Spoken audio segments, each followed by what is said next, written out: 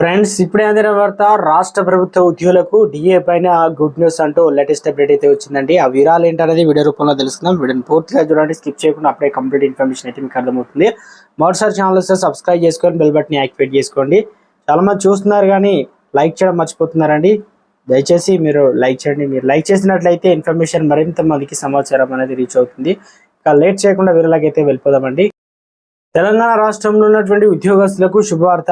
DA పైన కీలక ప్రకటన చేసినటువంటి డిప్యూటీ సీఎం బట్టి విక్రమార్క కీలక ప్రకటన అయితే చేశారు. అసెంబ్లీలో డిప్యూటీ సీఎం బట్టి విక్రమార్క మాట్లాడుతూ, కాంగ్రెస్ ప్రభుత్వం 2023 డిసెంబర్ అధికారంలోకి వచ్చినప్పటి నుంచి జూలై వరకు కూడా ప్రతి నెల పింఛన్ డబ్బులు విడుదల చేశామన్నారు.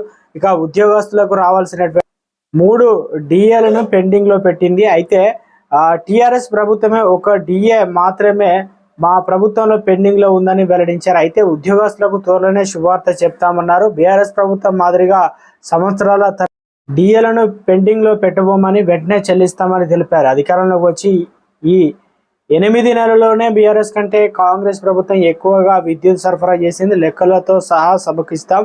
జగదీష్ రెడ్డి చేసిన ఆరోపణలు సరైనవే కావని అన్నారు. 24 గంటల రెప్పపాటు కరెంటు పోకుండా ఉండాలని ప్రజల కోసం మా ప్రభుత్వం పనిచేస్తుందని. మొత్తం మీద అయితే ఉద్యోగులకు సంబంధించి అసెంబ్లీ వేదికగానే 3 డిఏలు అయితే త్వరలోనే రిలీజ్ చేస్తామనే విధంగా చెప్పారు. మొత్తానికి చాలా వరకు మొత్తం పిఆర్సీ కావచ్చు, పెండింగ్ బకాయిలు ఉన్నాయి. అదేవిధంగా డిఏ అయితే 3 డిఏలు అంటున్నారు. మొత్తం 4 డిఏలు, ఇవన్నీ కలుపుకుంటే 16 చిల్లర అయితే అవుతుంది. సో త్వరలోనే విడుదల చేస్తామని అంటున్నారు. సో మీరు ఏమనుకుంటున్నారు కింద కామెంట్ సెక్షన్లో తెలియజేయండి. ఎట్టకేలకు డిఏల పైన ప్రస్తావన అయితే అసెంబ్లీలో అయితే రావడం జరిగింది ఉద్యోగుల తరపు నుండి.